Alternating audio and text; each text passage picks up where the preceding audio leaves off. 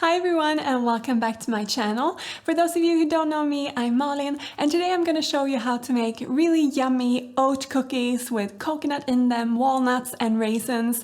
And they're super simple to make, and I did show them in a recent What I Eat in a Day video and many of you said you wanted to see them, so here they are. Let's make them.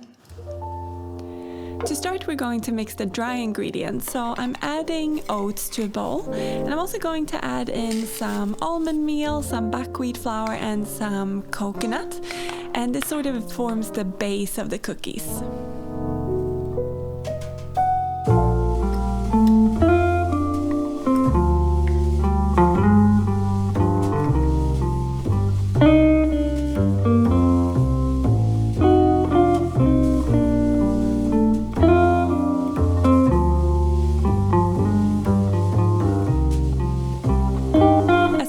Agent, I'm using baking soda, so that's what I'm adding in, and I'm also going to flavor these cookies with some cinnamon. You should also add a little bit of salt into this before you mix it up, but I forgot, whoops, so just do that before you mix the dry ingredients together.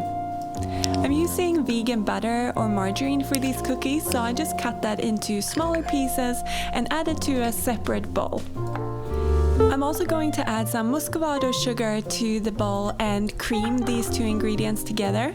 And muscovado sugar is sugar that tastes a little bit like molasses, but you could use brown sugar or coconut sugar if you have that more easily available to you. Once that's creamed together, I'm adding in some maple syrup, which again adds some sweetness but also that maple flavor, and there comes the salt that I forgot to add before.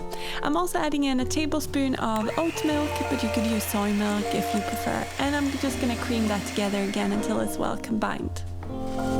Then it's time to add in the dry ingredients and mix it all together.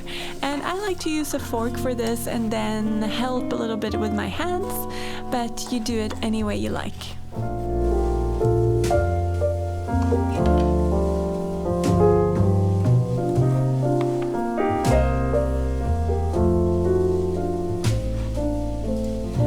Some extra interest to the cookies, I'm going to add in some raisins, and you could soak them before in a little bit of water if you want, but I just add them as they are along with some walnut chunks, and then I mix it through the dough and we're ready to make the cookies.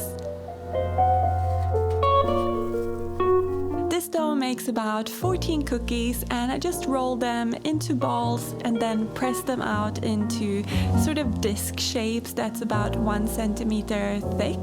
And yeah, you can see I just press them out onto a lined baking sheet, and really I just make mine rustic looking, but you can form them in any way you like.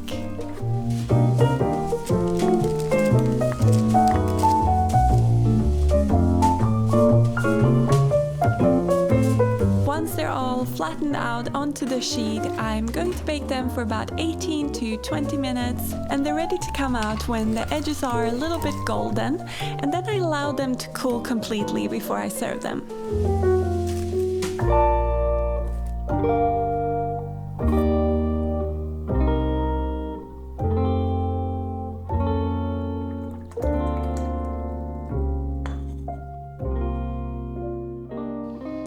What I love about these cookies are that they are a little bit crunchy on the outside but gooey and chewy on the inside, which is how I like a oat cookie to be.